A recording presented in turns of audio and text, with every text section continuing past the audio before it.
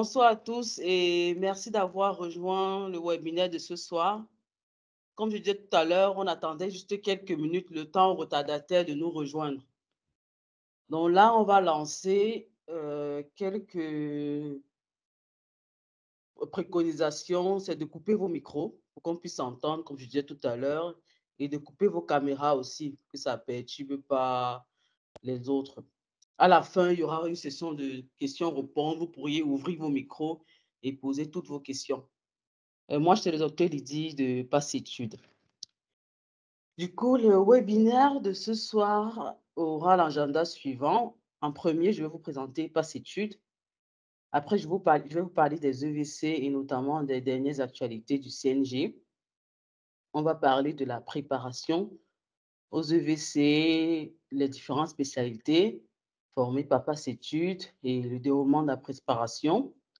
On aura les témoignages d'anciens lauréats, bon, en espérant qu'ils ont pu se connecter, parce que ceux que j'ai contactés, c'était un peu compliqué entre les gars, des astreintes, donc je ne sais pas s'ils sont là. S'ils sont là, ils vous feront des témoignages, sinon, ça sera peut-être une autre fois. Et à la fin, pour ceux qui sont gynécologues, il y a un cas clinique de quelques minutes, 30 à 45 minutes, qui est prévu à la fin, juste pour les gynécologues. Mais la présentation du premier point à l'avant-dernier point concerne tout le monde. Donc voilà. C'est déjà quoi passe études? Donc je suppose que certains ici, certains sont là parce qu'ils nous connaissent, soit par YouTube, soit sur Facebook, soit sur TikTok, parce qu'on est vraiment sur tous les réseaux, soit par WhatsApp, peut-être ils ont le numéro, ils ont eu le numéro de un des partenaires de Passe Études et ils nous ont contactés. Donc, quel que soit le moyen, vous êtes à la bonne porte et je vais vous présenter c'est quoi en fait Passitude. Passitude, là, c'est cette entreprise qui est basée en France et notamment à Lyon, qui accompagne les étudiants et les médecins. Donc, les étudiants qui veulent poursuivre leurs études en France, donc on est plus orienté étudiants étrangers, qui veulent poursuivre leurs études en France. Dans les différents services, on aura du coaching, conseil, orientation, soit pour les étudiants qui ne savent vraiment pas qu'est-ce qui verrait tel diplôme, je ne sais pas vers quel master m'orienter, vers quelle licence ou vers quel niveau 1 m'orienter. J'ai besoin de vos conseils. On vous oriente ou face à mes notes. Je ne sais pas si je serais plus pris en master de santé publique ou en licence de ceci. Bref, c'est ça l'orientation. Le coaching aussi s'adresse aux médecins parce qu'il y a il y a beaucoup de médecins qui ne savent pas comment exercer en France, quelle est la procédure, je veux me spécialiser, comment je fais. Il y a quelqu'un qui a laissé son micro ouvert. Je vous prie de l'éteindre, s'il vous plaît. Donc, voilà un peu à quoi consiste le coaching. C'est pour toute question que vous posez, tant que ça concerne la France, vous pouvez postuler pour ce service-là. On vous aide aussi à la rédaction des CV, lettres de motivation, soit pour les études, soit pour la recherche du travail, soit pour la recherche de stages associés concernant les médecins particulièrement. Recherche d'université et formation, là, j'ai face à moi les médecins, donc c'est plus pour les médecins qui cherchent peut-être des masters à faire. On les prépare, on les accompagne dans la procédure Campus France, pour ceux qui font la recherche dans les universités publiques. On les accompagne aussi dans les universités privées, pour ceux qui s'orientent vers les universités privées. Donc, il y a aussi l'accompagnement, visa, il y a la recherche de logement, la recherche de stage. Ceux qui arrivent déjà sur place, on va les aider à s'intégrer. Quels sont les moyens pour trouver des jobs, par exemple, l'alternance, comment ça fonctionne, les villes où les logements sont moins chers. Bref, tout ce qui concerne l'intégration, on ne vous lâche pas. Dès que vous arrivez, on fait en sorte que vous vous retrouvez bien, vous évoluez bien. Et c'est pareil pour l'accompagnement aux EVC. Quand vous réussissez aux EVC, vous n'êtes pas lâché dans la nature parce que ce n'est pas évident. Il ne suffit pas seulement de réussir aux EVC. Si vous êtes quelqu'un qui avait travaillé en France déjà, Oui, ça peut encore être facile pour vous parce que vous connaissez déjà le système. Mais quand vous venez directement de l'Afrique du Nord, l'Afrique centrale, hein, l'Afrique de l'Ouest, les débuts peuvent être compliqués et nous sommes toujours là pour vous guider, pour vous faciliter l'intégration dans vos nouveaux services. Donc voilà un peu, je ne vais pas trop m'étayer sur le site. Ça, c'est l'équipe. Donc n'hésitez pas à y faire un tour. Vous tapez juste passetude.com sur, sur Google et là, vous avez vraiment tout ce qui concerne Passetude. Vous pouvez nous contacter là sur l'onglet Contact. Voilà, donc c'est un peu ça. On explique un peu tout. Si vous avez même vos frères qui sont encore au niveau licence, master, vous savez qu'ils peuvent aussi faire appel à notre service parce que ce n'est pas que les médecins qui sont à la tête de Passetude. Donc voilà. Au fur et à mesure que je progresse, n'hésitez pas à noter vos questions ou à les écrire même dans la conversation pour qu'elles ne vous échappent pas. Comme ça, à la fin, on pourra répondre à ce que vous avez mis dans la conversation ou bien vous pourriez prendre la parole et comme ça, à la fin du webinaire, vous avez toutes les réponses à vos questions. Donc, je poursuis. C'est quoi les EVC? Donc, comme je disais tantôt, c'est un webinaire qui s'adresse aux médecins et surtout les médecins qui envisagent de travailler en France. Et pour travailler en France, l'étape première, c'est les EVC, épreuves de vérification des connaissances. C'est la première étape d'un processus qu'on appelle PAE, procédure d'autorisation d'exercice. Dans les EVC, en fait, c'est un concours. Vous faites le concours, vous êtes admis parmi les meilleurs dans une spécialité, par spécialité. Le nombre de postes est différent selon les spécialités. Donc, si c'est une spécialité où on veut 200 personnes, vous devez être parmi les 200 premières notes. Si vous avez la meilleure note, vous êtes parmi les premières notes, vous êtes admis et vous avez vos 2 ans d'exercice à passer dans un établissement hospitalier. Quand vous finissez vos 2 ans, vous déposez un dossier au niveau de la commission et après, on vous donne le numéro d'ordre. C'est là où vous avez fini la procédure d'autorisation d'exercice. Donc, l'EVC, c'est en fait la première étape, comme je disais tantôt, parce que beaucoup pensent que quand j'ai passé l'EVC, c'est fini. Ce qui est sûr, c'est le plus dur. C'est clair que les EVC, c'est l'étape la plus difficile parce que c'est la seule étape où on vous demande de faire un concours. Quand tu as déjà réussi le concours, il suffit juste de travailler et de bien se comporter, de montrer que vous êtes médecin. C'est tout ce qu'on vous demande, de montrer que vous êtes médecin. Et après, normalement, le chef de service est censé bien vous noter, vous envoyer à la commission pour qu'on vous donne votre numéro d'ordre. C'est un peu ça. Et ce concours-là est adressé aux médecins, aux chirurgiens dentistes, aux sages-femmes ou aux pharmaciens. Je dis ça pourquoi? Je précise pourquoi? Parce qu'il y a dans nos pays, il y a beaucoup de sages-femmes qui ne savent pas qu'elles peuvent passer les EVC et travailler en France. Donc, si vous en connaissez, n'hésitez pas à aller passer aussi des formations. C'est vrai que nous, à Passetude, on ne prépare pas encore les sages-femmes, mais c'est important qu'elles le sachent quand même. Donc, quand vous avez réussi vos EVC et puis vous avez déposé votre dossier à la commission, et après validation, vous pourrez exercer comme tout Français qui a fait ses études en France. Donc, il y a normalement pas de différence, que ce soit au niveau de la pratique, que ce soit au niveau de l'évolution dans le métier, que ce soit au niveau du salaire. Bon, j'ai juste pris quelques petites questions que les gens me posent souvent. Qui peut postuler pour la PAE? Ce sont des médecins qui ont un diplôme hors Union européenne. Donc, si vous avez un diplôme de médecin en dehors de l'Europe, vous devez passer le concours des EVC pour pouvoir travailler en France. Et quand je parle de pouvoir travailler en France, je ne parle pas des stagiaires associés, je ne parle pas des faisans en fonction interne. Ça, c'est autre chose. Ça, ce n'est pas, c'est pas ce que j'appelle travailler en France. Quand je dis travailler en France, c'est travailler comme médecin en, avoir son plein exercice de médecin comme un autre médecin français. Parce que stagiaire associé FFI, qu'on appelle faisant fonction interne, tu travailles, mais tu as le statut d'un étudiant en spécialisation français, donc un interne. Donc, pour travailler vraiment dans un plein exercice de médecine, c'est pas la voie des EVC. Et d'autres questions que j'ai souvent, une autre question qu'on me pose souvent, c'est est-ce qu'on peut choisir la spécialité qu'on veut? Non et un peu oui. Pourquoi je dis un peu oui? C'est parce que les médecins généralistes peuvent choisir entre 3 spécialités: médecine générale, gériatrie et médecine d'urgence. Donc vous pouvez choisir une des 3, jamais 2, jamais 3, une seule.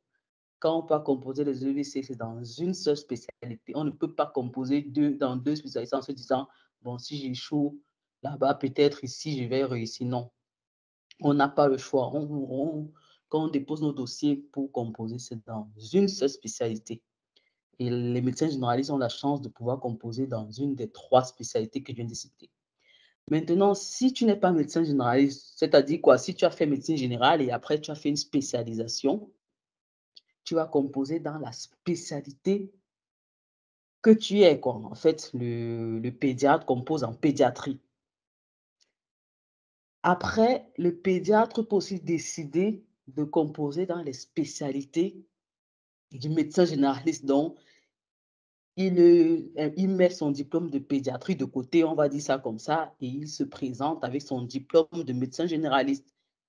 Parce que de toute façon, la plupart du temps, dans les formations, dans les universités en dehors de l'Union européenne, on sort d'abord médecin généraliste, pardon, avant de faire la spécialité. Donc, les spécialistes ont toujours 2 diplômes la plupart du temps.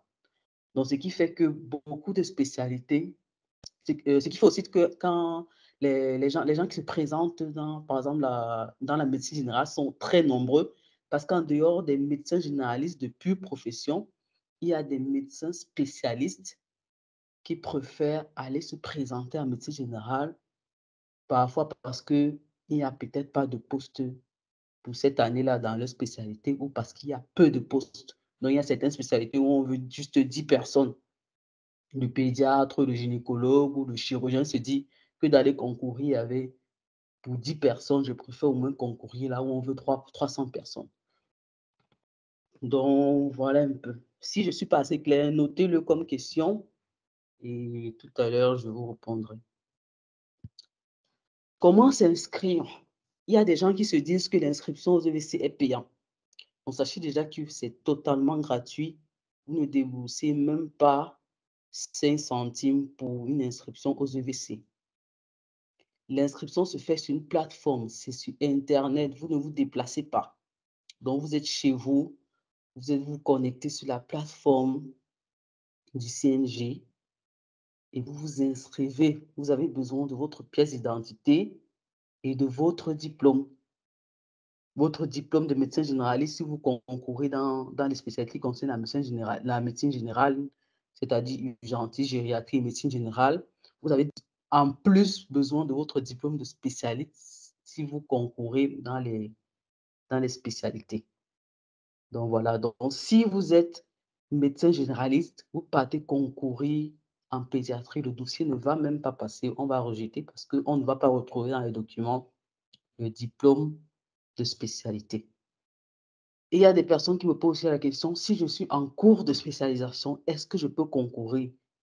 Vous ne pourriez pas parce que vous n'aurez pas le diplôme de spécialité pour prouver que vous êtes spécialiste. Donc voilà, vous avez une plateforme et la plateforme n'est ouverte que quand le concours est lancé. Donc quand le concours est lancé, tu as la plateforme où tu charges tes documents, pièce d'identité. La pièce d'identité, ça peut être le passeport, ça peut être le titre de séjour. Donc, que tu sois en France ou pas, tu t'inscris. Parce que tu n'as pas le titre de séjour si tu n'es pas en France. Et même ceux qui sont en France et qui ont ils ont un problème de titre de séjour, ils peuvent toujours s'inscrire parce qu'ils ont le passeport. En dehors du passeport, j'ai dit quoi? Le diplôme.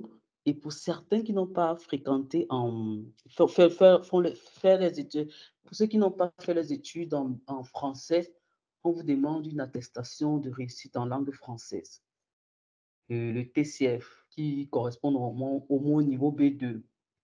Donc, pour ceux qui n'ont pas fait les études en langue française, il faudra passer ce test-là. C'est important. Comme ça, on saura au moins ce que vous connaissez parler français, vous connaissez écrire français. Et bien sûr, pour un pays où on parle français, c'est très important. Donc, quand vous avez envoyé et lorsque vous faites vous remplissez les informations sur la plateforme, vous choisissez un ARS. Et il y a certaines personnes qui me disent souvent, est-ce que l'ARS est important par rapport, ou bien ça, est-ce que ça, on appelle ça quoi? Est-ce que ça a une incidence sur le résultat? Par exemple, est-ce que si je choisis ARS, Rhône-Alpes, j'ai plus de chances de réussir que si je choisis la région Île-de-France? Ça n'a aucune incidence, aucune. C'est juste que il faut bien qu'on divise les dossiers et que ça soit traité. Tous les dossiers ne peuvent pas être traités par une seule ARS. C'est juste ça. Et c'est important que ce soit là où tu vis, c'est l'ARS où tu vis qui traite ton dossier. Ça, c'est pour ceux qui sont en France. Ceux qui sont en France ont l'obligation de mettre l'ARS où ils vivent. Parce qu'on va voir tes documents et tout. Ce n'est pas normal que tu es en Lyon et on te traite de dossier plutôt en Île-de-France, non. Et ceux qui sont hors du pays, ils choisissent l'ARS qu'ils veulent. Si le nom est beau à vos oreilles, vous mettez, ça n'a aucune incidence. Et quand c'est comme ça, quand vous faites ça maintenant, on vous envoie un mail pour vous dire vous avez bien déposé le dossier et tout est correct, c'est pas rejeté, c'est accepté. Et après, vous savez juste que vous devez imprimer le papier pour aller composer, quoi. Donc, voilà. Je vous parle maintenant des dernières actualités du CNG. Ceux qui ne connaissent pas, le CNG, en fait, c'est le Centre national de gestion. C'est cette, on va dire quoi, plateforme, structure ou entité. Bon, le nom entité, je crois que c'est mieux indiqué. C'est cette entité en France là qui s'occupe de tout ce qui est concours de santé. Le concours des médecins étrangers, le concours même des internes français, le concours des praticiens hospitaliers, parce qu'après les EVC, après le parcours, il y a ce qu'on appelle praticien hospitalier, c'est une autre procédure, mais c'est pas notre point, c'est pas le point du jour. Donc, juste pour vous dire que c'est cette entité-là qui s'occupe de tout ce qui concerne la santé, concours et tout. Et c'est important d'aller souvent sur ce site-là parce que toute information qu'il y a concernant les EVC, c'est ce site-là que vous allez trouver quelque chose de juste parce que les gens vont dire les rumeurs. Par exemple, cette année, beaucoup sont venus vers moi. Est-ce que me dit que est-ce qu'ils entendent beaucoup dire qu'on ne va pas lancer les EVC et tout. Il y a tellement de rumeurs comme ça. Ce n'est que sur le site de CNG que vous serez sûr de l'information. Parce que dans les groupes Facebook et tout, vous allez entendre de tout et de n'importe quoi. Donc là, depuis quelques semaines, le CNG a publié une note pour vous confirmer donc qu'il y aura bien les EVC cette année. Donc, d'ici le mois de juin, on va lancer les inscriptions. Donc, apprêtez déjà vos documents parce que le mois de juin, c'est dans quelques jours là. Apprêtez déjà vos documents, on va lancer les inscriptions. Vous pourrez donc vous inscrire en ligne et le concours sera entre mi-octobre et mi-décembre. Là, on n'a pas encore de dates fixes, mais vous savez, vous connaissez déjà la période, vous pouvez déjà vous projeter. Au moins, vous pouvez déjà enlever de votre tête l'idée qu'il n'y aura pas les EVC. Et normalement, quand on lance les inscriptions en juin, vous savez normalement dans quelle spécialité on va lancer. Et souvent, ils mettent le nombre de postes, souvent pas. Parce que l'année passée, je crois que c'est même à la veille qu'on a le nombre de postes. C'était pas, bref, on n'a pas dit ça très tôt. Mais au moins, vous savez déjà que vous allez composer en mi-octobre et non en mi-septembre comme l'année dernière. Et on précise ici que les inscriptions seront par voie dématérialisée sur la plateforme comme d'habitude, en fait. Je poursuis. Du coup, concernant PASS études, les spécialités dans lesquelles nous formons, on forme en médecine générale, en gériatrie, en médecine d'urgence et à partir de cette année, notamment dès le 1er juin, il y aura gynécologie médicale et gynécologie obstétrique. L'idée, c'est qu'on puisse augmenter les spécialités au fur et à mesure des années. Parce que, bon, nous, on s'est dit, ça ne sert à rien de prendre plusieurs spécialités à la fois. On y va pas à pas et en fonction aussi de la disponibilité des formateurs. Parce que vous savez comment le travail est assez intense en France. C'est pas évident de libérer des formateurs parce que c'est vraiment de l'aide qu'ils font. En plus, au prix où nous offrons, c'est vraiment des formateurs engagés qui ont décidé d'aider aussi leurs confrères de leur pays respectif ou des amis et tout, pour venir aussi en France, quoi. Donc, voilà pour les spécialités. Et maintenant, comment est-ce qu'on fonctionne? On fait une séance en ligne par semaine de 2 heures. De 2 heures, le plus souvent, c'est le jeudi.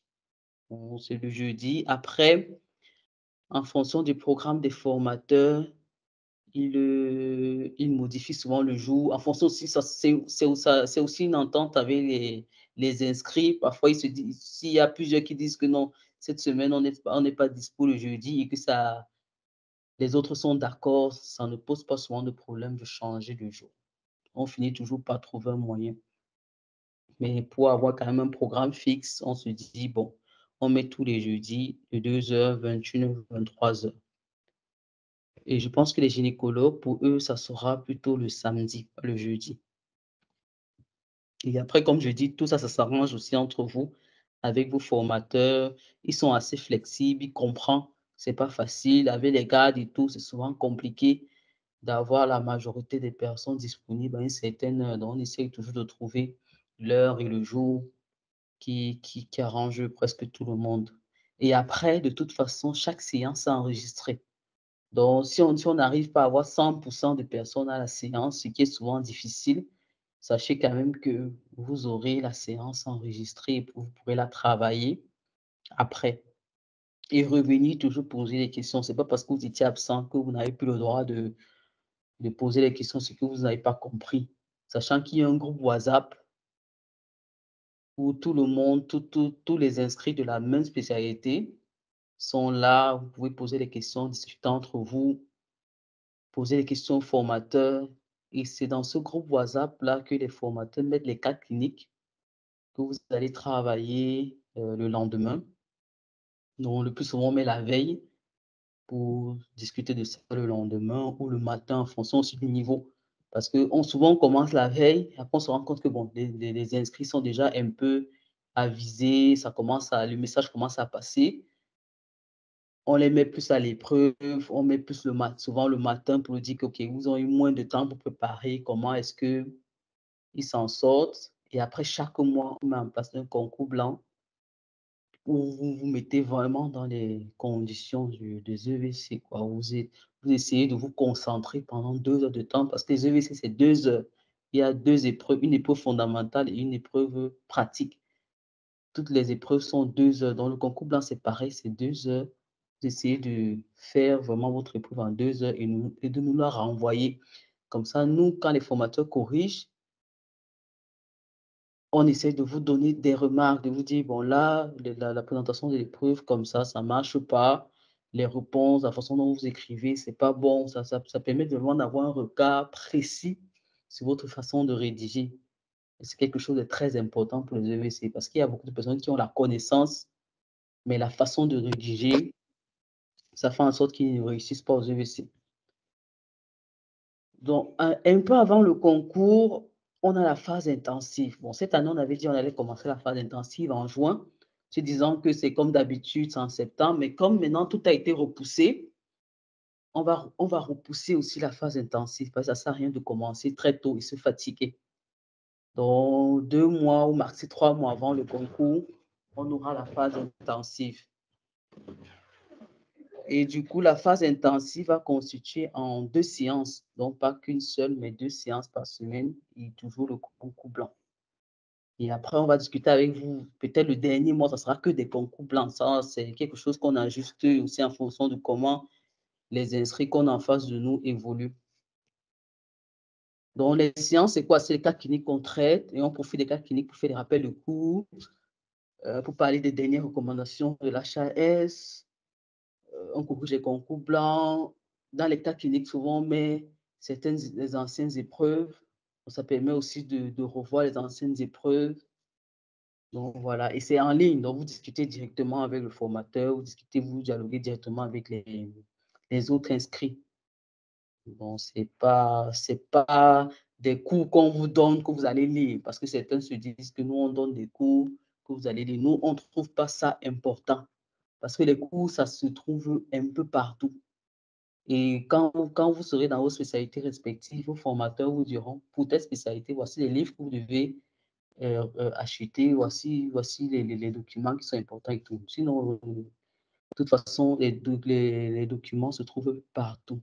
Ce qui est important plus pour nous, c'est de discuter vraiment du cas et de savoir comment on le rédige, comment on le comprend, comment comprendre l'esprit de l'épreuve pour pouvoir bien répondre et réussir aux EVC.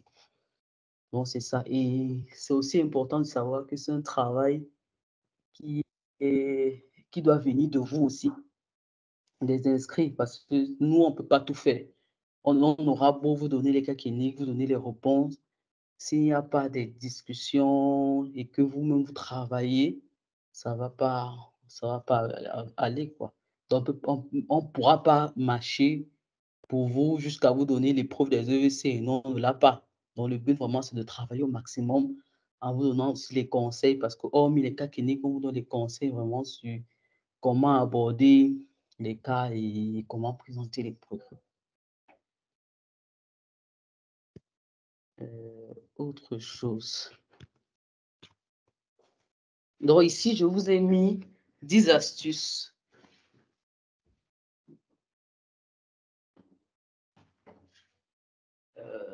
10 astuces pour préparer aux EVC. Ce que j'ai l'habitude de dire aux gens qu'on encadre, c'est que c'est bien de préparer son EVC tôt. Parce qu'il ne faut pas attendre à 10 mi-octobre. D'autres vont se dire que, OK, si je me cale en septembre, ça va aller. Peut-être, parce qu'il y a toujours des gens qui sont super doués, il y a des gens qui sont super intelligents. Oui, peut-être. Mais l'expérience a montré que très peu de personnes réussissent à préparer le VC en 1 mois, en 2 mois. D'autres s'y prennent même 1 an avant, 2 ans avant. C'est pour ça que cette année, même depuis février, on a lancé au moins la préparation déjà pour mettre les gens dans le bain de réviser petit à petit. Parce que le programme est vaste, quelle que soit la spécialité.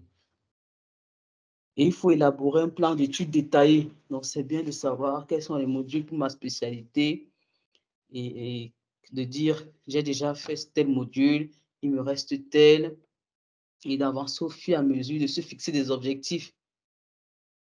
Et il faut choisir des livres et d'autres ressources de qualité. Donc, ça ne sert à rien de dire que je ne vais pas préparer les EVC avec, avec des documents de l'USMLI. L'USMLI, c'est le concours des États-Unis. Ça ne sert à rien. Focalisez-vous sur ces documents français parce que c'est sur ça qu'on va vous interroger. On ne va pas vous interroger sur les spécialités canadiennes ni les spécialités américaines, non.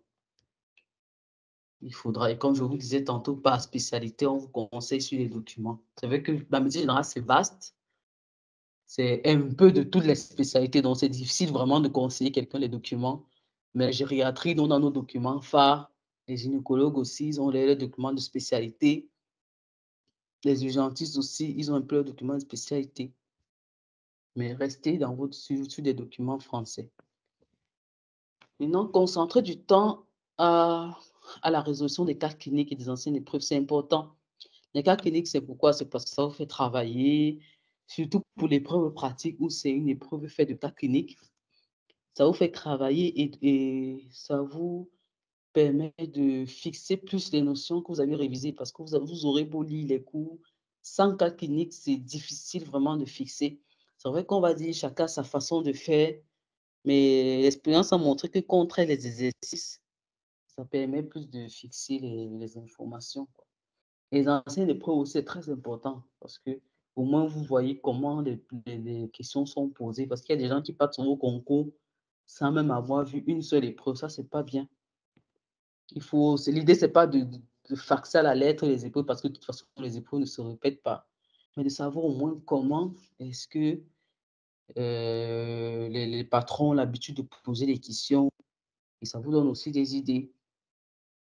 Rester en bonne santé, bien sûr, parce que de toute façon, sans la santé, sans un sommeil adéquat, on ne peut pas réviser, hein. Donc c'est important de maintenir une bonne santé. Il y a des gens qui sont allés très fort dans leur révision, pas de sommeil, ils mangent, ils s'alimentaient pas bien et à la fin, ils sont tellement fatigués, même malades, même qui n'arrivent pas à bien composer le jour de l'évaluation, quoi. Ce n'est pas l'idée.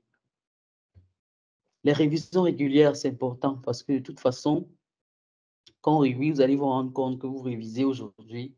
3 jours après, vous avez l'impression que vous n'avez pas révisé.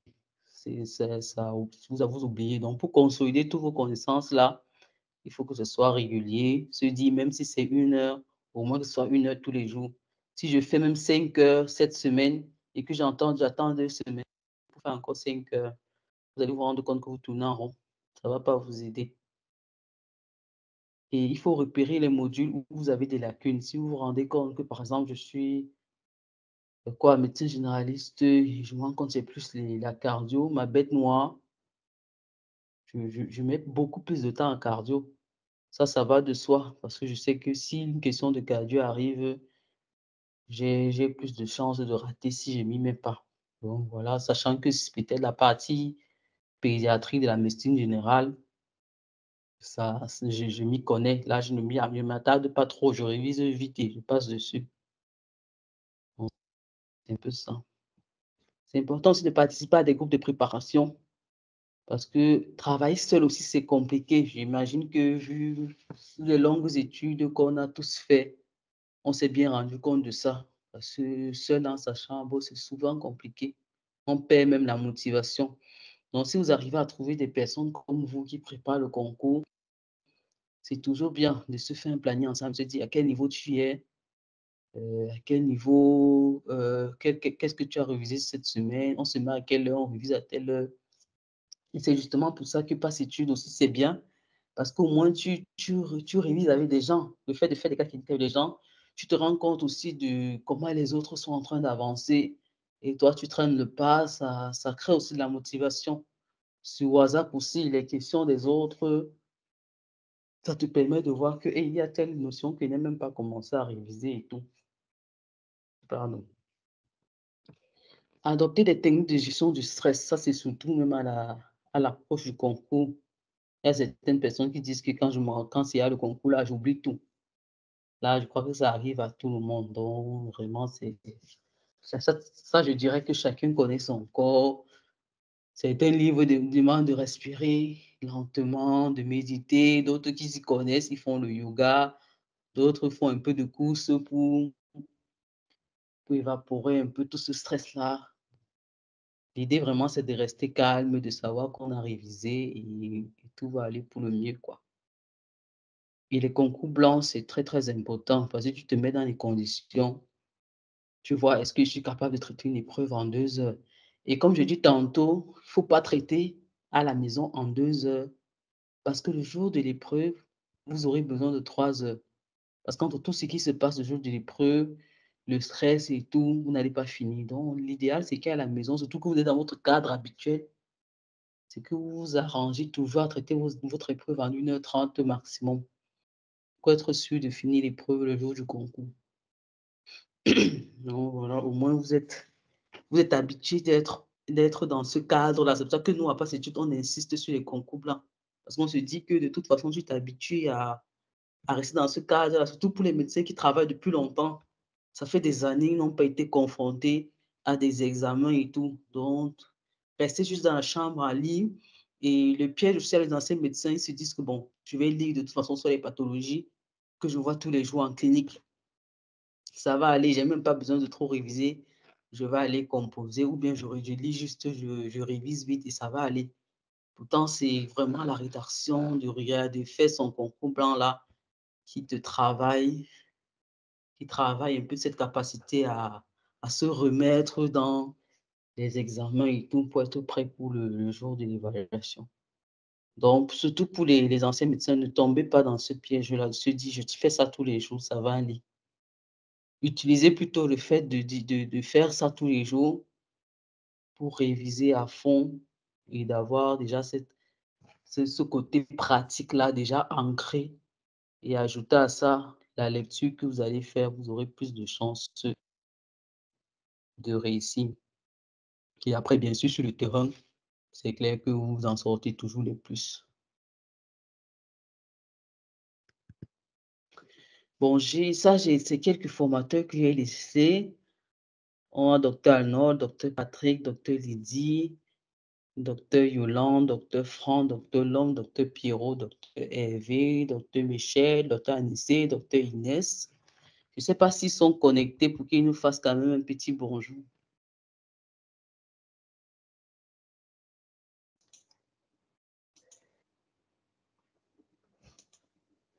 Oui, bonjour Lydie, je suis docteur Anissé et bonjour à tous ceux et celles qui sont connectés.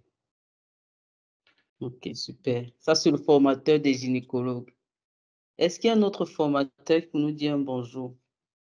Oui, bonjour Lydie, bonjour à tous. Je suis Patrick, je suis formateur en gériatrie et je suis très content qu'on soit si nombreux pour ce webinaire. Je vous souhaite beaucoup de courage et bienvenue dans la famille Passe Études. Super, merci docteur Patrick. Est-ce qu'il y a une autre personne?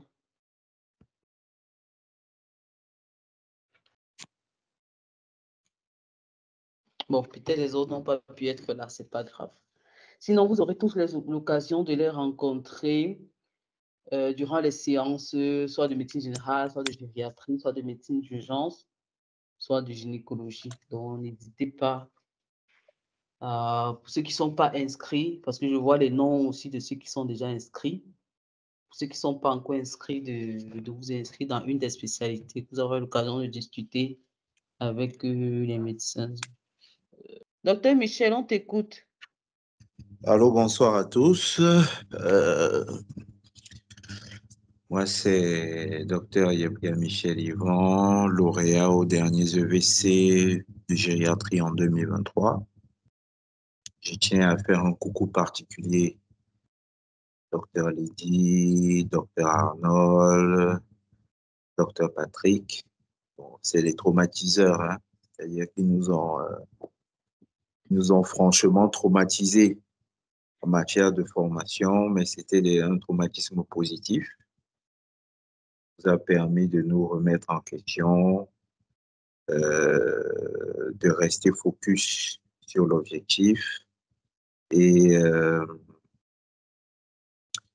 rester concentré. Et voilà, le résultat a été vraiment positif. Pour ce qui est de la formation a été, bon, c'était une première pour le groupe Passe Études, je crois. Donc, la formation était axée sur une durée de 3 mois, si je ne me trompe pas. Bon, il y a eu, c'était très intense. C'était minimum une séance tous les 2 jours ou oui, une séance tous les 2 jours avec généralement un examen blanc par mois, pas bien. Et voilà. Donc, nous avons été encadrés, nous avons été coachés. Il y avait un coaching qui était effectué, il y avait un encadrement, on va dire, personnel, parce que là, avec les corrections des différentes épreuves, il y avait des remarques personnelles sur chaque candidat. Voilà. Et pour ce qui est aussi de l'encadrement, les encadreurs étaient disponibles, ils étaient compréhensifs, ils s'adaptaient à tous les profils. Donc, voilà, je ne peux que souhaiter qu'ils puissent continuer sur cette même élan et beaucoup de chance et beaucoup de courage à tous nos frères et sœurs qui viennent pour préparer ce nouvel examen. Pour ce qui est de l'examen en lui-même, moi, je vais dire que maximum, c'est 40, 40 et 20%. 40, on va dire 40, je mets tout dans le domaine. 40, c'est la chance. Vraiment, c'est tous ceux qui arrivent dans la salle des examens, ils sont préparés, hein. Ils sont préparés. C'est un concours, donc on suppose que tout le monde a des bases gériatriques solides.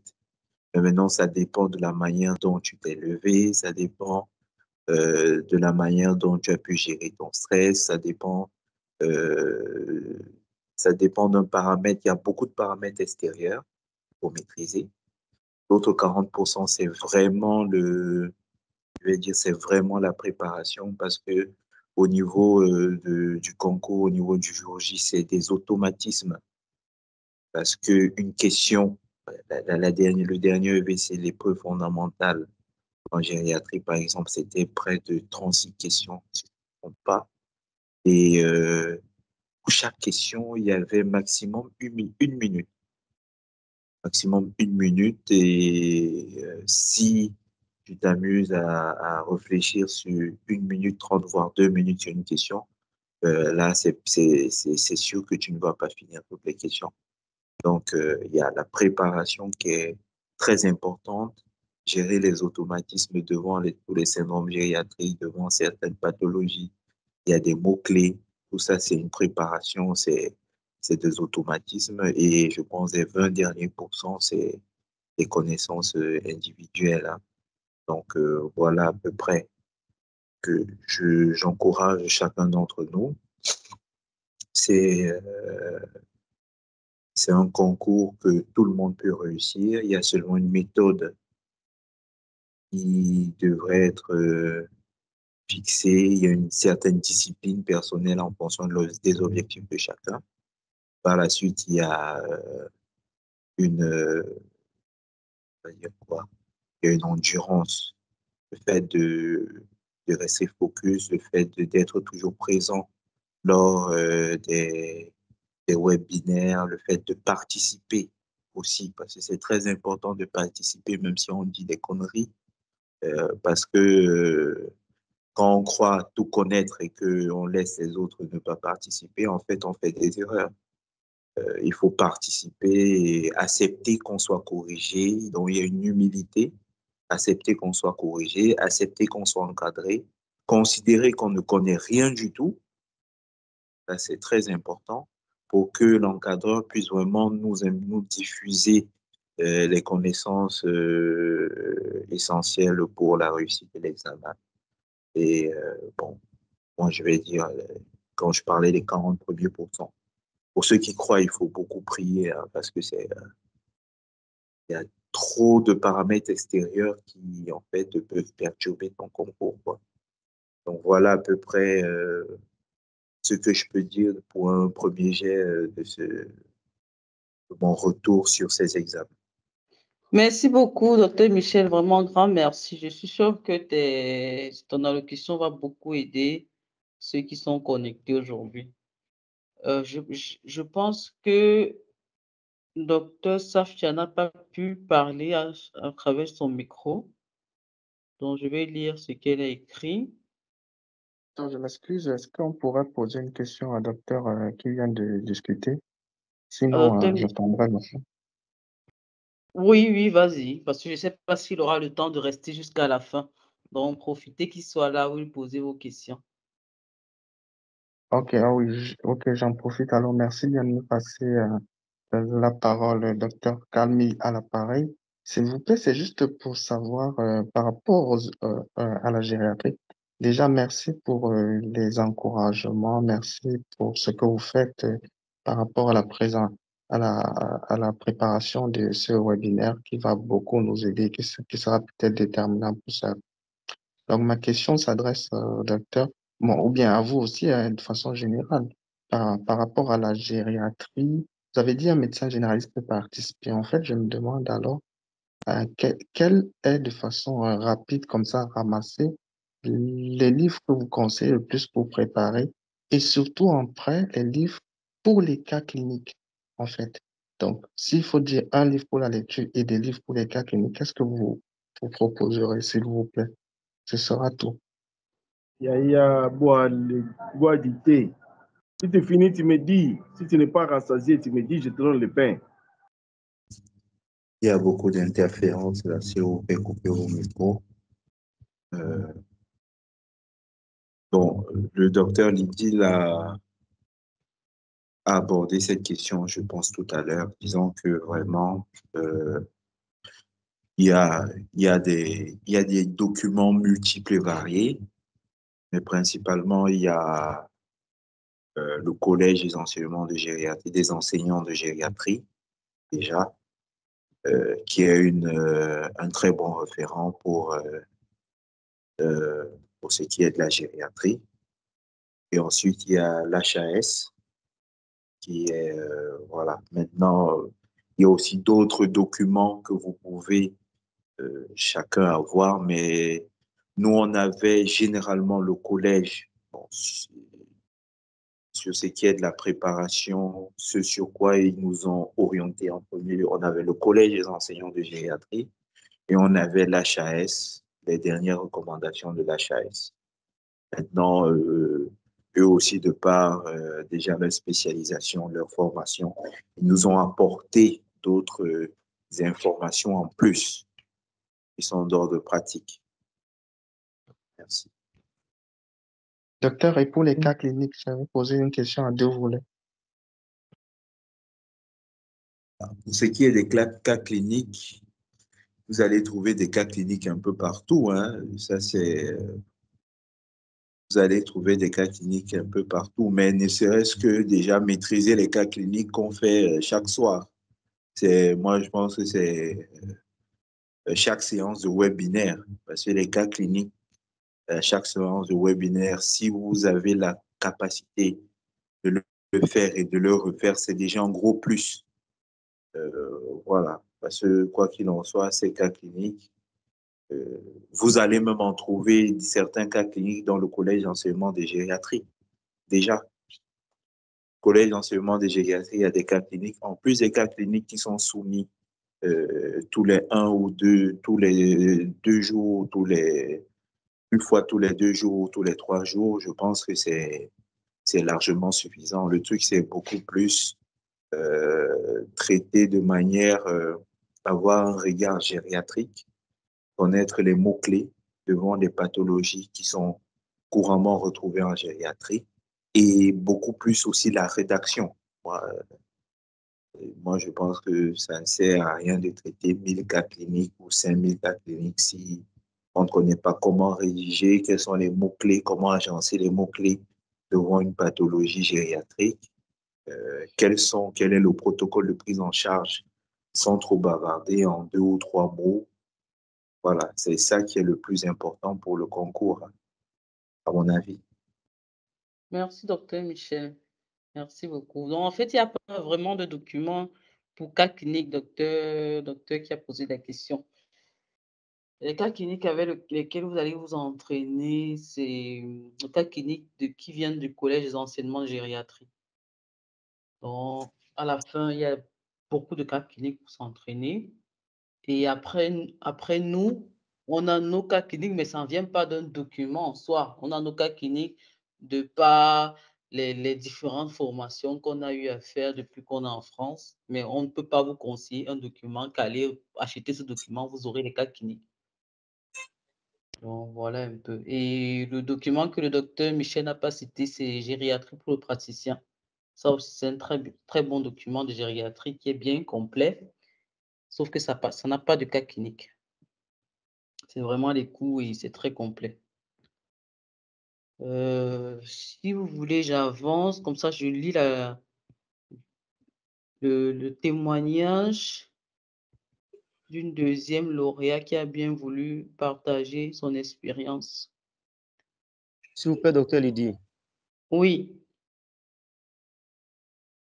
C'est Oui. docteur Loanga Jean-Pierre. Bonsoir. Bonsoir. Je m'en vais remercier Dr Michel pour son témoignage percutant. Je reviens sur le document à utiliser, hormis les collèges et les enseignants de gériatrie qu'il a cités, les cas cliniques que vous venez de renchérir des collèges et des enseignants de gériatrie, ainsi que la gériatrie pour le praticien. Il a parlé de quelques recommandations de HR. Si il peut nous aider à nous épeler les lettres, comment ça s'écrit, parce que ça va faire objet d'une recherche. Ce sont des mots-clés, par exemple, pour nous, parce que la gériatrie, c'est une spécialité. Merci. HR. HS. Ça s'écrit comment? Grand H, grand A, grand S.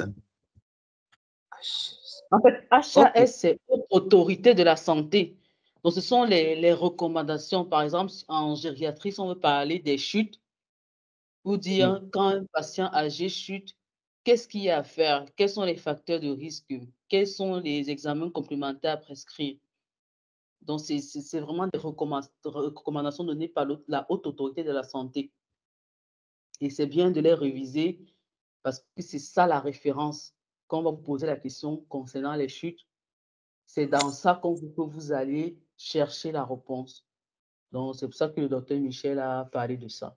Et c'est une chose sur laquelle on insiste beaucoup dans nos cas cliniques quand on les traite, parce que les vraies réponses, du moins les réponses que les patrons français attendent, ce sont des réponses qui viennent des recommandations. Il y a une deuxième lauréate de gériatrie qui veut parler, si elle veut bien, docteur Ingrid, si elle est là. Oui, allô, bonsoir, docteur Lydie. Bonsoir à tout le monde. Allô? Oui, bonsoir, on t'écoute, docteur Ingrid. Ah, d'accord. OK, avant de commencer, je vais remercier les différents encadreurs, docteur Lydie, docteur Arnold, docteur Patrick, pour la formation qu'ils nous ont donnée. C'est vrai qu'on n'a pas eu le temps depuis pour vous remercier. Donc, je profite donc. Je dirais que PAS études m'a permis de débloquer la peur que j'avais pour faire les EVC, pour faire le concours des EVC. Parce que mon histoire déjà, je vais vous dire, mon histoire, en fait, je suis chirurgienne de base, donc chirurgienne pédiatre, donc j'ai abandonné la médecine générale depuis. Et quand je suis venue en France, le fait qu'il n'y avait plus on ne lance plus de concours en chirurgie pédiatrique, ça a été compliqué pour moi. Donc, j'ai voulu changer et j'ai choisi la gériatrie. Donc, on a lancé le concours. Il ne restait que 4 mois hein, pour préparer le concours. Donc, je me demandais, est-ce que c'est possible avec le fait que je n'ai plus fait la médecine générale, je ne sais pas, même le stéthoscope, là, je ne sais même pas comment j'ai tout ça. Je me demandais, mais est-ce que c'est possible? Donc, c'est là où j'ai écrit à Dr Lydie que, mais est-ce que tu penses qu'en 4 mois, quelqu'un peut préparer ce concours jusqu'à réussir? Elle me dit, oui, c'est possible. Donc, du coup, je m'inscris à leur formation. Leur formation qui c'était juste 3 mois de formation qui commençait en juin. Donc, ce qui était déjà bien au début de la formation, c'est ce cours, elle a présenté même aujourd'hui les astuces de préparation qui sont très importantes. Parce que si on réussit à faire ce qu'elle dit, vraiment, c'est un premier pas pour avoir le concours, en fait. Donc, du coup, après ce premier cours, ça m'a donné un peu plus de motivation, Et puis, au cours de la formation, il faut dire que déjà, la formation se fait 3 fois par semaine. Donc, ce qui fait que ça permet de développer une certaine aptitude lors des épreuves. Donc, si 3 fois par semaine, tu travailles en gériatrie 3 fois par semaine, c'est vraiment un plus. Donc, le fait que les encadreurs sont accessibles aussi, c'était très bien. Et puis, le fait qu'il y ait aussi plusieurs encadreurs, donc ils sont 3, ça fait que chacun avait sa spécificité. Donc, on gagnait beaucoup. Et la résolution des cas cliniques aussi, qui était la formation qui était très interactive. Donc, entre nous-mêmes, on discutait. Ça permettait je ne sais pas, ça permettait qu'on retienne plein de choses. Donc, lorsqu'on finissait une séance comme ça, tu as retenu plein de choses, tu peux rapidement aller réviser et les choses restaient. Donc, ce sont des avantages de passe études. Et puis, les examens blancs. Les examens blancs, c'est un truc très important qui a permis vraiment de développer la confiance. Lorsque j'étais dans les épreuves, même en ça, je n'ai pas trop paniqué parce que quand je faisais les examens blancs, je me mettais vraiment dans les conditions des examens. Je fermais vraiment la chambre, aucun bruit. Il m'arrivait de fois de trembler même devant la feuille, en plein examen blanc à la maison, que personne ne me suivait. Donc vraiment, c'est un truc qui m'a beaucoup aidé. Donc les examens blancs qui étaient très importants. Et puis, dans les astuces, vraiment, ce qui m'a beaucoup aidé, je vais appuyer ce que Dr. Lydia a dit tout à l'heure, c'était la révision régulière. Il y a un seul jour que je n'ai pas lu. Un seul jour que je n'ai pas lu. Et c'était le lendemain du jour qu'on a fait le premier examen blanc où j'étais la dernière, j'avais eu 5. Et le jour-là, je me suis découragée. J'ai dit, docteur, il dit, moi, je suis découragée. Et elle m'a dit non. Et elle a revu ma méthodologie de travail. Donc, pour dire aussi que les enseignants sont là, même si vous avez des problèmes, des soucis personnels, vous pouvez les écrire. Ils vont vous aider sur le plan de la motivation, sur le plan, vous aider dans votre méthodologie de travail, en fait. Donc, c'est un peu ça que je peux dire. J'encourage tous ceux qui veulent vraiment se lancer à passe études pour préparer le concours. Vraiment, vous n'allez pas regretter. Merci. Merci beaucoup, Dr. Ingrid. Merci. J'espère que ton témoignage va beaucoup élucider tout le monde qui veut présenter les EVC. Ce n'est pas pour faire la publicité des gériatries, parce qu'il y a beaucoup de gens qui sont en train de me dire que je fais trop la publicité des gériatries. C'est là pour faire la publicité des gériatries. Les astuces qu'on donne pour étudier, les conseils sur comment passe études fonctionne, c'est la même chose que ce soit médecine générale, gériatrie ou urgence. J'ai seulement la chance que ceux qui font gériatrie veulent parler, veulent partager, mais sinon, sachez que c'est le même fonctionnement qu'on a dans toute l'équipe. Donc, ce n'est pas pour faire une publicité de la gériatrie. La gériatrie, vraiment, c'est fait pour les personnes quand même qui sont à l'aise face à la personne âgée. Si vous n'êtes pas à l'aise avec la personne âgée, vous aurez beaucoup de soucis. Et l'idée, ce n'est pas de faire une profession dans laquelle chaque jour que vous allez rentrer, vous allez tirer la tronche, vous serez fatigué, énervé, tout ça. C'est pas le but.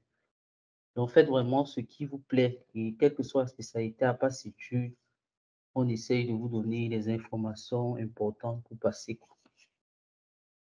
Bon, docteur Safia qui a écrit par message, elle dit qu'elle a passé une très belle expérience avec passe études. Donc, elle n'a pas donné trop de détails, mais je pense qu'avec docteur Michel et docteur Ingrid, vous avez eu assez de détails. Si vous permettez, je ne sais pas si j'avais une autre page de ma diapositive. Bon, je suis passé, c'est vraiment à la fin. Comme je disais tantôt au début, vous pouvez nous retrouver sur n'importe quel réseau social, que ce soit YouTube, que ce soit Instagram, que ce soit LinkedIn, Facebook, bon, ou par WhatsApp même, parce qu'il y a des gens qui m'écrivent directement sur WhatsApp, n'hésitez pas. Ou par mail, le moyen qui vous arrange le plus, sachez qu'on vous répondra, même si ça prend souvent un peu de temps. Surtout quand on lance des webinaires comme ça, c'est tout le monde qui écrit, on reçoit des centaines de messages par jour. C'est pas souvent évident de suivre, mais on finit toujours par vous répondre. Donc, voilà. Là, maintenant, c'est la phase de questions-réponses. Sachant qu'après, comme je vous disais, il y a les gynécologues qui vont se retrouver pour partager un petit cas clinique pour déjà vous mettre dans le bain de la préparation en gynécologie qui commence le 1er juin. Comme ça, avec les formateurs de gynécologie, ils vont tout vous expliquer, ce qui est vraiment spécifique à leur spécialité. Donc, voilà. Ceux qui veulent avoir une idée sur comment on fonctionne dans les autres spécialités, faites un tour sur notre page YouTube. Il y a certains extraits des séances de préparation que nous avons mis sur YouTube. Vous pourriez voir comment ça se passe. Et voilà. Donc maintenant, pour les questions, je vais commencer par les questions écrites avant d'aller aux questions orales, avant de vous donner la parole, quoi. Bonjour, pour s'inscrire, ça c'est EVC. Non, il y a bonsoir, on peut candidater combien de fois? Vous avez quatre chances, pardon. Donc, vous pouvez vous inscrire 4 fois. Si vous n'avez pas pu passer les 3 premières fois, vous avez une quatrième chance. Après la 4e chance, vous ne pourrez plus vous inscrire.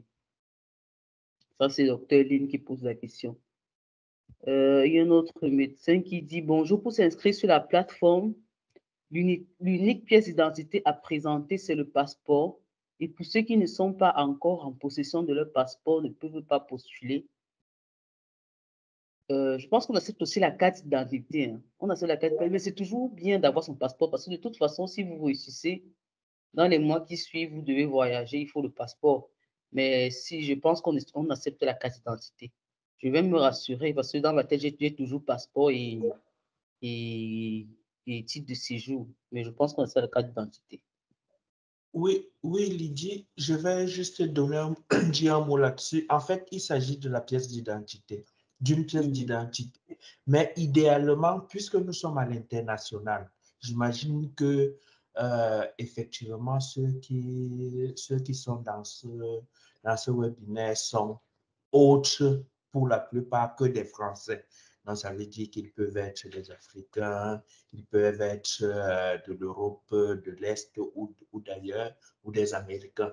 Donc, bref, c'est idéal, c'est la pièce d'identité ou passeport. Et comme pour venir composer, au moins, il te faudra bien ton passeport.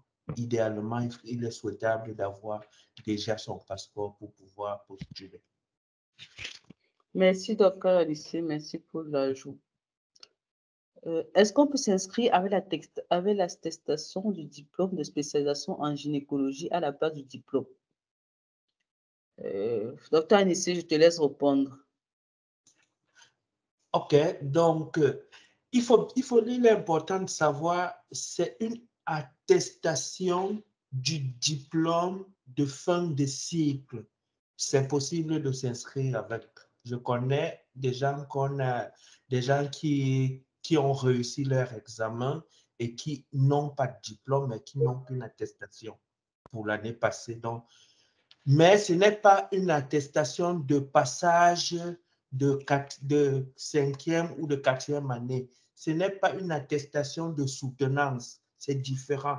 C'est une attestation de réussite de fin de cycle. Il faut que ce soit bien élaboré comme ça sur votre papier parce que c'est important. Si c'est une attestation de soutenance, non, ça ne passe pas. Si c'est une attestation de passage d'un niveau à un autre, ça ne passe pas. Donc, c'est important parce que effectivement, il y a des universités qui traînent avant de donner effectivement le diplôme. Mais si vous avez l'attestation de fin de formation en études, quoi que ce soit, spécialisées ou en études de médecine générale, c'est possible d'être admis pour composer.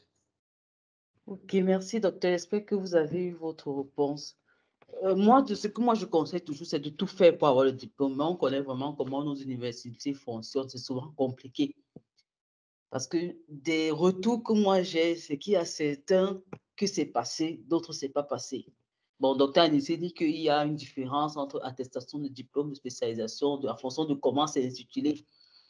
Ça, moi, mon souci avec ça, c'est que ça dépend aussi de qui détient, de qui traite votre dossier. Parce qu'eux, ils sont vraiment formatés, qui veulent les diplômes. Maintenant, en fonction de qui traite, il va se dire, bon, il a l'attestation de fin de formation, normalement, ça passe. Il y a d'autres qui vont tomber dessus, il va seulement lire l'attestation, il ne va même pas vouloir lire le reste, il va dire dossier rejeté. Donc, si vous ne pouvez pas avoir le diplôme, bon, vous présentez, quitte à ce qu'on vous dit rejeté, vous savez que, bon, je ne peux pas. Mais sachez que l'idéal, vraiment, c'est le diplôme. Il y a Et quelqu'un qui... effectivement, Lydie, juste pour enchérir ce que tu dis et que les autres doivent bien comprendre, c'est effectivement en fonction de... On s'est rendu compte dans la petite analyse qu'on a eu à faire l'année dernière, c'était ceux qui étaient beaucoup plus dans l'ARS d'Île-de-France. Parce que c'est une ARS qui vraiment avait été très sollicitée. Il y a eu beaucoup de rejets juste quand ils voyaient l'attestation. Par contre, dans d'autres ARS, ça passait. C'était passé sans problème. Maintenant, il fallait avoir besoin de faire des recours pour encore pouvoir faire passer son dossier. Donc, vraiment, s'il y a la possibilité, c'est le moment maintenant de pouvoir commencer à titiller les facultés pour qu'ils puissent vous donner ou aller retirer vos diplômes. C'est le moment, c'est idéalement ça. Voilà, c'est ce que je voulais ajouter. Merci. Justement, la prochaine question parle même des régions. Comment on peut choisir la région? Quels sont les critères qui nous aident à faire ça? En fait, il n'y a pas besoin de choix de région en réalité. Si vous habitez en France, vous devez choisir la région où vous habitez. Et si vous habitez hors de la France, vous choisissez n'importe quelle région. Comme je disais tantôt, il n'y a pas d'incidence. C'est vrai qu'on va dire d'éviter le plus souvent l'Île-de-France. Si vous êtes hors de la France, ça veut dire que vous pouvez choisir n'importe quelle région. Évitez l'Île-de-France parce qu'ils ont beaucoup de dossiers à traiter. Donc, il suffit seulement qu'il y ait un petit couac dans votre dossier, qu'on ne réfléchisse même pas, on rejette, un peu comme Dr Anissé disait. Mais sinon, ça n'a vraiment pas d'incidence. C'est juste qu'en Île-de-France, c'est là où il y a le plus de médecins étrangers et c'est là où il y a le plus de dossiers à traiter. Et ils ne prennent pas souvent le temps de réfléchir un peu plus sur les papiers que vous fournissez, quoi. Donc, si votre document n'est pas traduit, on ne va même pas vous dire allez traduire, revenez. On va seulement annuler, vous dire que c'est rejeté. Non, on pense. De toute façon, préparez toujours vos dossiers de sorte que ce soit irréprochable. Parce que normalement, le plus dur, ce n'est pas de déposer ces dossiers sur la plateforme, c'est réussir les EVC. Il ne faudrait pas que ce soit cette étape-là qui vous stresse. Préparez vos papiers de sorte que vous soyez irréprochable. Si vous êtes hors de la France, même si on dit Île-de-France, ça peut être compliqué. Choisissez une autre région, peu importe. Vous envoyez vos dossiers et vous préparez votre concours sereinement. Parce que vous ne deviez pas être en train de préparer le concours en même temps de réfléchir, est-ce que je serai accepté? Non, faites tout pour avoir vraiment tous vos documents. Je vois vos mains levées, ne vous en faites pas. Je veux juste finir avec ceux qui ont écrit depuis un moment dans le chat, avant que ça ne se noie parmi tant d'autres. Ah, il y a même quelqu'un, il y a Dr Lin qui avait déjà répondu. Oh, je n'avais pas vu. Mais elle a raison. D'après ce que je sais, si tu es déjà en France, tu choisis l'ARS de la région où tu te résides. Mais si tu n'es pas sur place, tu peux choisir en fonction de la région où, par exemple, tu aimerais être affecté. Bon, ça n'a pas d'incidence. Donc, on s'en fout d'être affecté ou pas. Ça n'a pas d'incidence. Choisis n'importe quel ARS. Au moment de faire les affectations, tu feras tes choix en fonction de ton rang. Et de toute façon, ils sont en train de dire que le prochain EVCI risque de ne même pas avoir les affectations. Bon, ça risque encore d'être autre chose. Bonjour, c'est payant tout ça. Ça, c'est Dr Katia, il n'était pas là au début. J'ai bien dit, les EVC, c'est gratuit. Du moins, la préparation n'est pas gratuite, mais les EVC, c'est gratuit, l'inscription. Pour s'inscrire sur la plateforme, c'est gratuit. Pour se préparer aux EVC avec Passitude, c'est 250 € le mois. Et vous vous inscrivez par n'importe quelle voie, soit virement bancaire, soit PayPal, soit Orange Money. Bon, le moyen qui vous arrange, vous nous contactez et tout ça, on vous donne les informations pour l'envoi. S'il vous plaît, j'ai une question. Est-ce que je peux la poser? J'étais juste en train de défiler sur les messages. Je vous redonne la parole dans quelques minutes. D'accord, merci. Comment s'inscrire dans l'une des spécialités? Je suis gynécologue obstétricien. Oui, je viens de dire, vous nous contactez après. Je vais vous mettre le numéro WhatsApp par message, comme ça vous pouvez nous contacter. Comme je vous ai dit, le prix c'est 250 € le mois. Ça, c'était le message du docteur Safia. Entre médecine interne, médecine générale et gériatrie, que choisir? Ça, c'est une grosse question. Si vous mettez entre médecine interne, médecine générale et gériatrie, c'est que déjà, vous avez une spécialisation en médecine interne, je suppose. Parce que vous ne pouvez pas composer en médecine interne sans spécialisation. Et si c'est le cas, ça veut dire que vous voulez mettre de côté votre spécialisation pour choisir entre médecine générale et gériatrie. Ça, c'est vraiment un choix personnel. Pour moi, c'est un choix personnel. Médecine générale, ses avantages. Gériatrie a ses avantages. Bon, après, vers la fin, si vous voulez, je vous détaille avantages et inconvénients par spécialité. Après, si ça peut vous aider à faire votre choix. Je suis algérienne, comment je puisse payer? Bon, un des moyens que vous trouvez, qu'on va discuter, qui vous arrange, on trouve toujours un moyen parce qu'on a des personnes qui viennent aussi de l'Afrique du Nord, donc ils trouvent toujours un moyen pour nous, pour régler les frais. La formation intense dont parlait Dr Ingrid et Dr Michel, en fait, c'est une formation qu'on a instituée parce qu'on était à l'approche du concours. Cette année, on a commencé au mois de février, on a commencé de façon light, tout doucement, ça sert à rien de se fatiguer au début, sachant que le concours en fin d'année. Donc, c'est quand on se rapproche de l'examen qu'on va relancer cette formation intense-là. Il y a une question de docteur Julien qui dit, bonsoir docteur Lydie, moi c'est docteur Julien, j'ai 5 ans de pratique en obstétrique tout en étant généraliste. Selon ma compréhension, je dois postuler en médecine générale puisque je n'ai pas un diplôme de spécialité en gynéco-obstétrique. Votre réponse, s'il vous plaît. Oui, c'est exactement ça. Donc, c'est soit, puisque vous n'avez pas de diplôme de spécialité, c'est soit médecine générale, soit gériatrie, soit médecine d'urgence. Après, ce qui est bien avec la médecine générale, c'est que vous pouvez faire après les DU, d'échographie, du coup, ça vous ramène un peu à ce que vous avez l'habitude de faire en gynéco-obstétrique. En tant que médecin généraliste, vous pourriez travailler dans les services de gynéco-obstétrique. Donc, si vous êtes vraiment passionné par la gynéco, vous pourrez faire ça. Par contre, si vous faites gériatrie ou médecine d'urgence, vous allez vous oublier la gynéco, quoi. Déjà qu'en gériatrie, avoir une femme en âge de procréer, vraiment, ça sort de l'ordinaire. Donc, voilà un peu. Deuxième question, comment faire pour la spécialisation en gynéco-obstétrique? Ouais, c'est une question que beaucoup de personnes me posent. La spécialisation, c'est très compliqué en France parce qu'on vous demande de reprendre les études de médecine. Donc, vous déposez un dossier dans les universités, on vous remet peut-être en 3e année ou en 4e année au maximum. Et vous évoluez. Donc, vous allez passer encore 5e année, 6e année avec les ECN. Et en fonction de votre rang, vous prenez une spécialité. Donc, rien n'est même sûr que si vous reprenez les études de médecine, vous pourriez faire gynéco. C'est un peu compliqué. Il faudra bien travailler et avoir une bonne note aux ECN pour pouvoir choisir la gynéco, puisque la spécialisation en France fonctionne en termes de rang. Donc, après les ECN, le premier choisit, le deuxième choisit, et en fonction des postes, et ainsi de suite. Merci beaucoup pour le webinaire. C'est ma première fois et j'ai beaucoup apprécié. Félicitations à toute l'équipe. Merci beaucoup. Merci beaucoup, docteur Julien. Bonjour, y a-t-il une formation en néphrologie? Non, pas encore, docteur Mista, pas encore. On va agrandir, ne vous en faites pas, mais pour le moment, on y va pas à pas. Est-ce qu'il y a un âge limite pour les EFC? Non, pas du tout.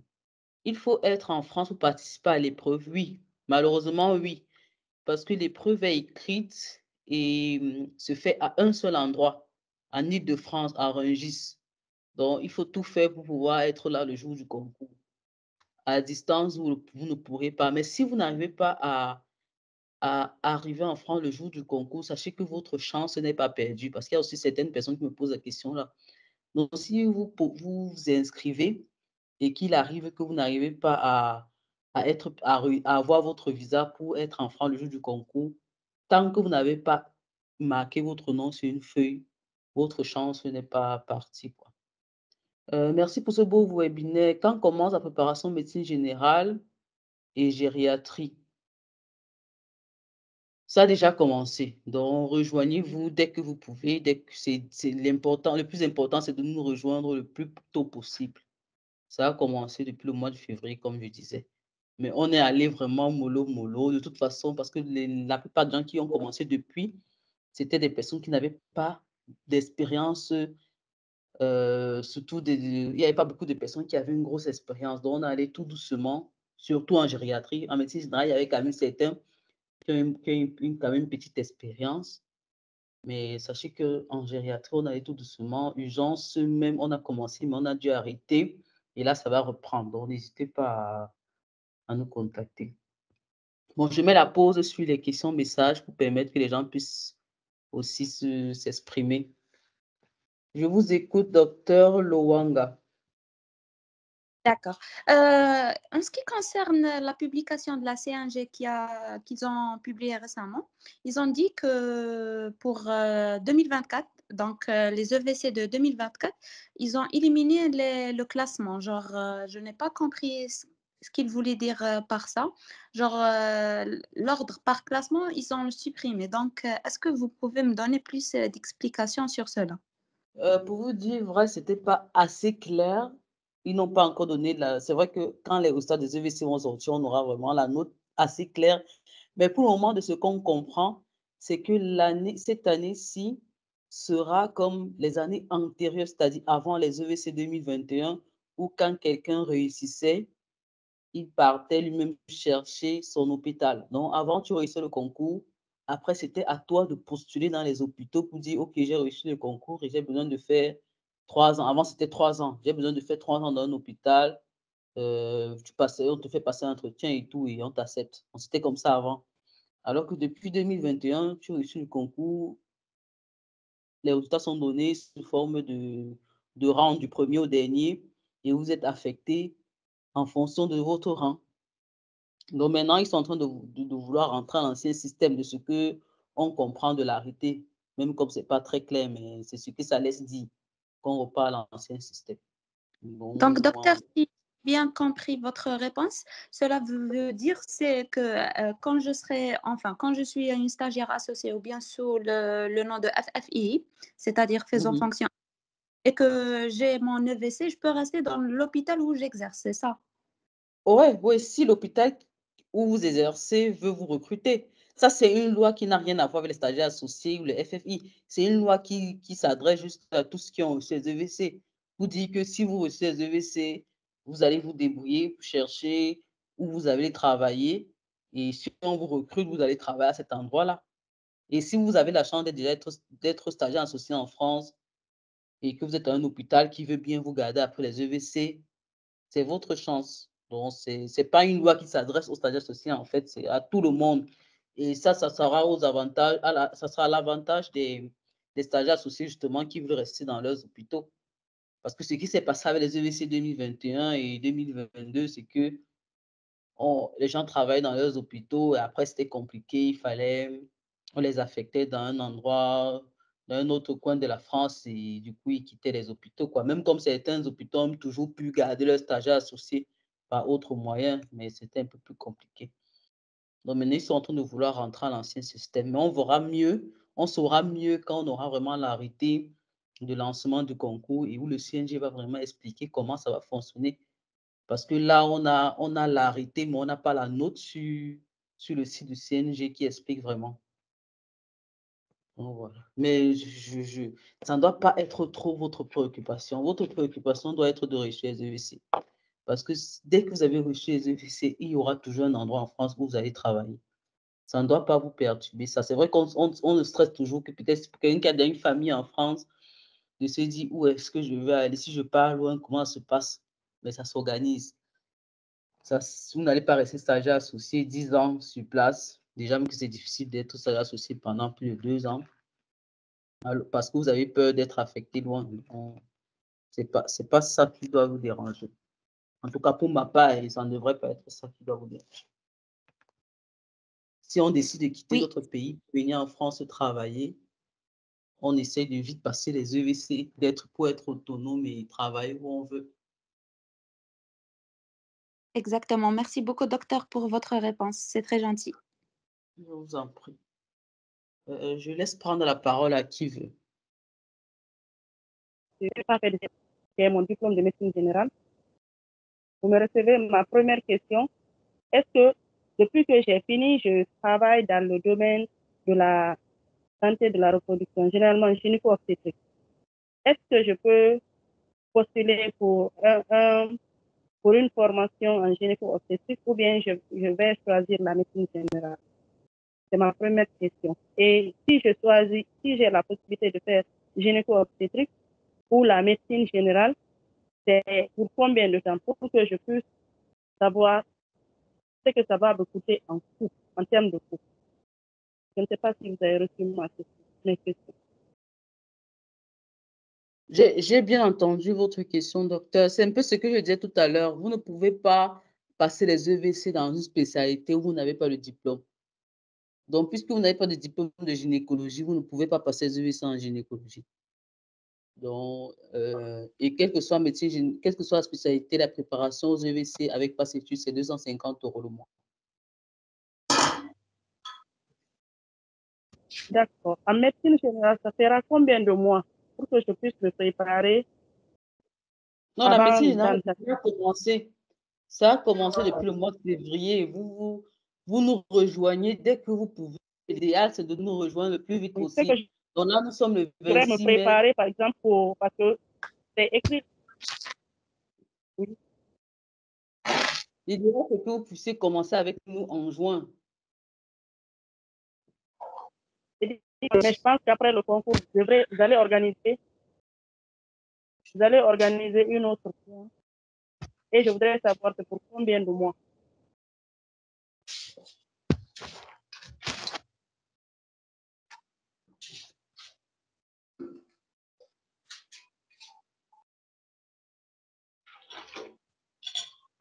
On va dire quoi, 5 à 8 mois. Je ne sais pas si j'ai bien compris votre question. Comme je vous disais, on a commencé en février et on va aller jusqu'en septembre en espérant que le concours soit en octobre. Bon, c'est comme ça qu'on va fonctionner. Après l'année prochaine, l'idéal, c'est qu'on commence aussi tôt, pareillement. Et en fonction de la date du concours, on s'adapte.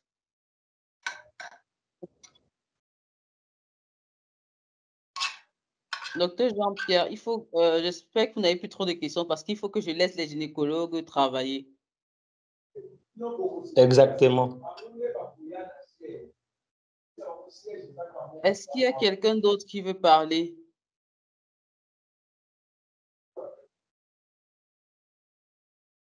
Je regarde s'il y a des messages écrits. Est-ce qu'il y a une préparation pour neuro? Non, malheureusement, pas encore. Quel établissement choisir en priorité pour avoir la procédure PAE en 2 ans après la réussite des EVC? J'ai entendu dire que des fois, ça prenait plus de temps que 2 ans. Oui, c'est ça, malheureusement, quand tu fais 2 ans, tu déposes le dossier, tu attends, parce que les commissions, ce n'est pas tous les jours. Donc, on va te dire une commission de médecine générale, c'est peut-être 3 fois l'année. Donc, si tu as déposé en novembre, peut-être la prochaine commission, c'est en février. Et on ne va même pas commencer par ton dossier. Il faudrait qu'on commence par le dossier des gens qui ont déposé un peu avant. C'est ça qui complique un peu. Pendant ce temps, tu attends, tu continues à travailler, mais tu attends. Ça prend des années et parfois, quand on te répond, on te dit que ton dossier n'est pas assez complet. Peut-être pour les médecins généralistes, on va vous dire peut-être vous n'êtes pas passé, vous n'avez pas fait de stage de pédiatrie, vous n'avez pas fait de stage de gynéco. Donc, l'idéal pour avoir un bon dossier, c'est de passer dans les différents services de votre spécialité. Donc, les médecins généralistes, on leur demande de passer en pédiatrie, en gynécologie. On leur demande de faire parfois un peu de libéral et de faire de la médecine polyvalente. Donc, si tu essaies de passer vraiment dans tous ces services-là, tu auras un bon dossier et normalement, ça doit passer. Et on vous demande aussi d'être dans les hôpitaux où il y a des internes de la même spécialité parce qu'on sait que s'il y a des internes, ça veut dire que c'est un hôpital formateur. Donc, vous avez de bons dossiers aussi. Mais malheureusement, tout le monde n'arrive pas à avoir ce genre d'hôpital puisque c'est l'affectation. Donc, si tous les premiers choisissent les bons hôpitaux où il y a cet encadrement-là, toi, dernier, tu ne vas pas renoncer à ton concours parce que tu ne vas pas tomber sur un bon hôpital. Tu vas d'abord et après, tu essaies de négocier. Est-ce que tu peux aller faire quelques temps au CHU pour compléter? Ça fait partie de l'intégration en France que nous proposons. Donc, n'hésitez pas. Si vous réussissez les EVC, avec nous, on ne vous lâche pas. Vous nous contactez, il y a les conseils qu'on vous donne. Ça, c'est autre chose. Moi, je veux vraiment que vous vous disiez que maintenant, là, ce qui me préoccupe, c'est réussir les EVC parce que c'est le plus dur. Tout le reste, là, c'est une histoire de conseils. de management de son temps et après, on y arrive toujours. Une docteure demande comment se déroulent les épreuves en présentiel dans différents ARS. Bon, j'ai répondu. C'est en présentiel et c'est à un seul endroit à Rungis, en Île-de-France. Donc, c'est juste les dossiers qui sont traités dans différents ARS. Mais après, le seul lieu de concours, c'est à Rungis. Et quand vous arrivez, vous allez vous rendre compte des tonnes de personnes qui viennent composer aux EVC. C'est un seul endroit, vous allez vraiment vous rendre compte que vous êtes à un endroit, 5000 personnes. Ça stresse beaucoup, mais vous êtes préparé. On vous prépare à ça, on vous explique comment ça se passe, comment le jour de l'examen se passe. De telle sorte que quand vous arrivez, vous avez déjà fait votre film dans la tête et il n'y a plus rien qui vous stresse. Parce qu'il y a des gens qui arrivent seulement sur le lieu de l'examen, ils perdent leurs moyens parce qu'ils ne sont pas préparés à ça. Pour ceux qui ont fait des études en français, si nous sommes exemptés du test de langue, qu'en est-il de l'attestation délivrée par le doyen de votre faculté? Je pense que tu parles de l'attestation qui dit qu'on a fait les études en français. Les années antérieures, ils demandaient ça. Mais cette année, quand tu cliquais et tu disais que tu viens de tel pays, ça, bref, ils avaient déjà enregistré de sorte que tel pays, on sait qu'ils parlent français et on ne te demande plus l'attestation là. D'autres ont demandé. Donc, si vous pouvez déjà demander quand même l'attestation à votre université, vous envoyez un message à votre université. C'est un truc que le doyen signe ou le président de l'université signe en disant que vous avez fait vos études de médecine en français. Si vous l'avez avec vous, c'est bien. Comme ça, si on vous demande, vous l'utilisez. Si on ne vous demande pas, bah, vous savez que vous l'aviez. Je suis en Haïti. Comment je vais préparer la préparation aux EVC avec Pass Études? C'est vrai qu'il y a un problème de décalage horaire. Quand vous pourriez, vous serez présent aux séances. Sinon, vous avez des séances qui sont enregistrées. Comment payer? Ah, comment payer, c'est ça la question. Ah, honnêtement, pour Haïti, je ne sais pas. Mais en inbox, on va discuter. Vous me direz les différents moyens que vous avez dans vos pays et on voit comment gérer. Vous me direz. Est-ce qu'il y a un groupe de préparation pour médecine du travail? Je n'en sais rien. Désolé, je ne sais pas. Je n'ai pas encore vu ça passer quelque part, médecine du travail. Je ne sais pas. Je ne saurais pas vous dire. Est-ce qu'on envisage d'en créer? Bon, ça serait vraiment dans un futur lointain. Est-ce qu'une fois retenu pour le concours, le visa sera facilité? Bon, facilité. Quand on dit facilité, je ne sais pas dans quoi, comment, qu'est-ce que vous entendez par facilité? Ce qui est, si vous avez votre papier, vous avez vous avez l'hôpital qui doit vous accueillir, il vous envoie le contrat de travail et c'est avec ça que vous demandez le visa. De toute façon, quand vous avez un contrat de travail pour aller quelque part, je ne vois pas pourquoi on va vous refuser le visa, hein. Dans chaque pays, on vous donne, quand vous partez à l'ambassade, on vous donne les papiers qu'il faut. Normalement, si vous avez vos papiers là, c'est comme une lettre à la poste. C'est plus dur d'avoir le visa pour aller composer le concours que d'avoir le visa quand vous avez le concours, ça c'est sûr. Bon, je prends une dernière question et je laisse les gynécologues faire leur cas clinique. Est-ce qu'il y a une dernière question? Je suppose que les mains qui sont levées sont les mains de depuis.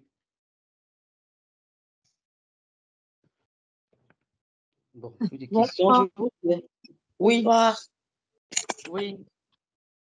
Je suis docteur Rachel Djema, médecin généraliste. C'est moi qui ai posé la question sur la facilitation du visa et tout. Puisque pour aller composer, certaines personnes, enfin, moi je suis en RDC, il y a un peu de problème pour le visa. Des fois, on refuse les visas. Du coup, j'allais demander s'il y avait un papier, on donnera un papier pour aller composer, parce que pour composer, vous avez dit que c'est en Île-de-France, donc on doit être là présentement pour le faire.